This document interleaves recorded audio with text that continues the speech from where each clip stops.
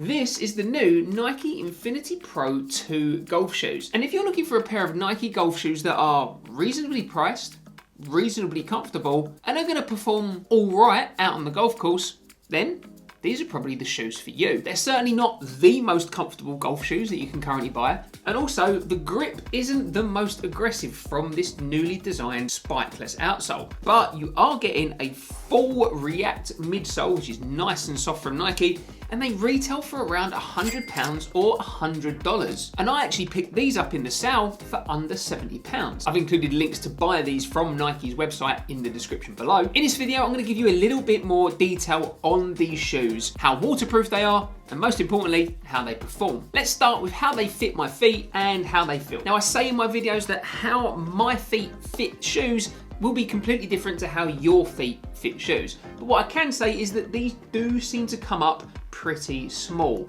I had to go up half a size. Some might even want to consider going up a whole size. Now, I've got quite narrow feet, and I find these very close fitting. They feel not particularly wide, and there's not a huge amount of room above your toes on the toe box. Your feet really feel quite in this shoe, if that makes sense. It almost feels like there's quite a lot of padding on the upper. So if you've got particularly wide feet, then you're definitely going to want to try and get the wide version of these shoes. Or if you're someone that just likes a lot of room in your toe box area and you don't like your feet feeling particularly close to the upper, well, these probably aren't going to be the shoes for you. I wasn't the biggest fan of the original version of this shoe. I thought the upper was far too stiff and I just didn't find them particularly comfortable. And I've got to say, in terms of the upper, I think Nike have actually made a big improvement with the Infinity Pro 2. The base of the upper is a mesh material, which you can see here on the tongue area, but then it's also got this plasticky kind of covering over the top to give it the waterproof properties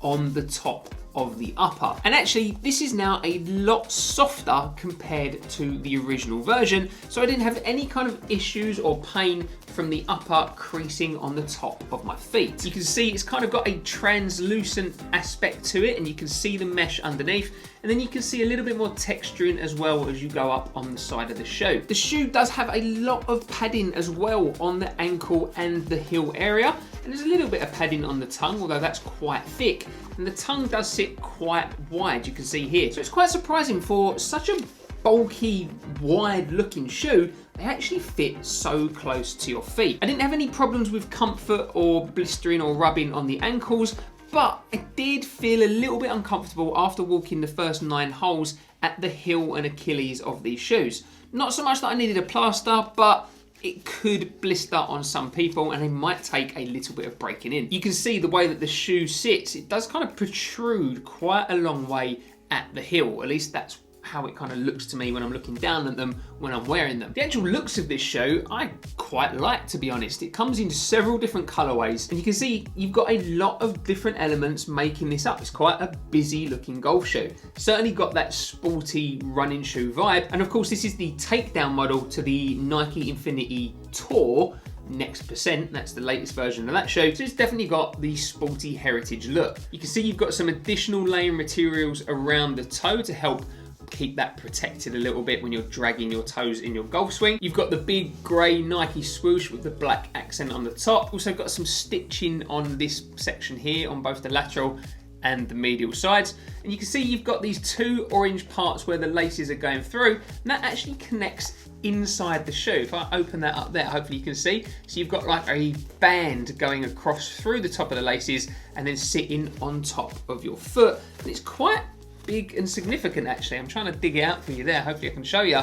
It's quite a big, thick band. It's not particularly elastic. It's not elastic at all, actually. And that's designed to really kind of lock in your feet when you do up your laces tight. Coming around to the heel, you have got this heel counter, you can see. So this is like a rubbery plastic material. It's not particularly firm, actually. It's more rubbery than it is a hard TPU, but that again is giving you some additional support on the heel. And then on the midsole foam, you can see here it starts smooth on the React foam, and then it turns into this pattern at the heel, and then it fades out around the back, and then it comes back in on the other side. Now, I did my full waterproof test on these shoes, and you can see that with the upper, no water is going to get through that upper where it's got this protective material on. But when water starts going over the tongue section here, there isn't any gusset down the bottom of the tongue. And so if you are going to be playing in very, very wet conditions walking through heavy, thick, wet rough, then you might expect your toes to get a little bit wet because that water did seep in through the bottom of the tongue area. If you're finding this video helpful, please hit that like button and make sure you subscribe to my channel so you can keep up to date with all my latest reviews that I post here on the channel. And now we're going to talk about the actual performance and feel of these shoes on the golf course. In terms of comfort, the full length React foam across the midsole is very soft and very comfortable. You're getting a very kind of cloudy, spongy like feeling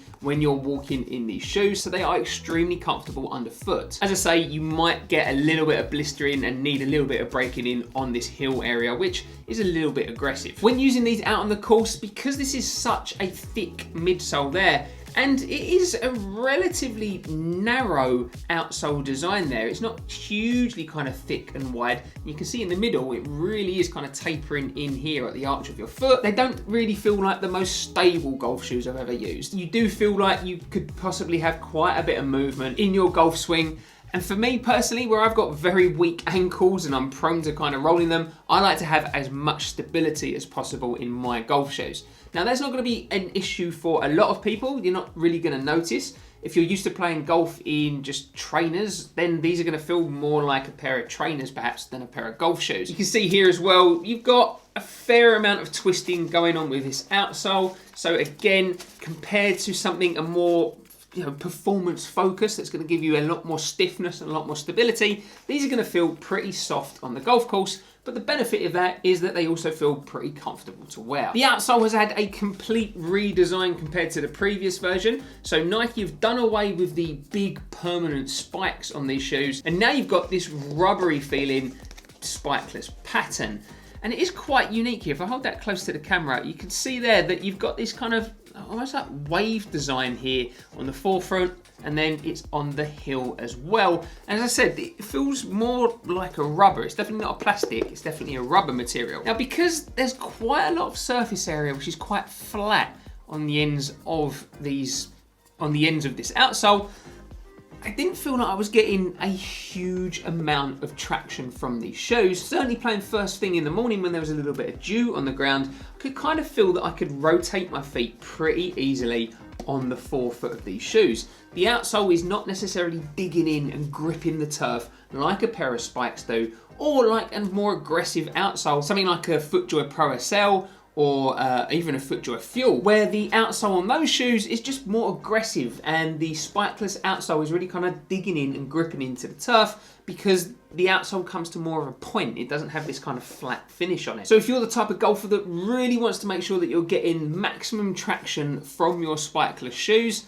then these might not necessarily be the shoes for you. I didn't find myself hugely slipping in these shoes or anything like that during my golf swing. I just wouldn't have total confidence that if it was really wet conditions, especially actually on the fairway to be honest, where it's going to be a little bit more slick, then yeah, I could see myself potentially having a few issues slipping in these shoes. For £100 or $100, I would say that these are a big improvement on the original Infinity Pro golf shoes. But that being said, they're not gonna be for everyone. So I definitely recommend that you try these on if you can before buying them if you're thinking about getting these shoes. As an alternative, you could get the next tier up version of these shoes. So that's the Nike Infinity Tour Next Percent. And I'll include the link to my full review of those shoes right here.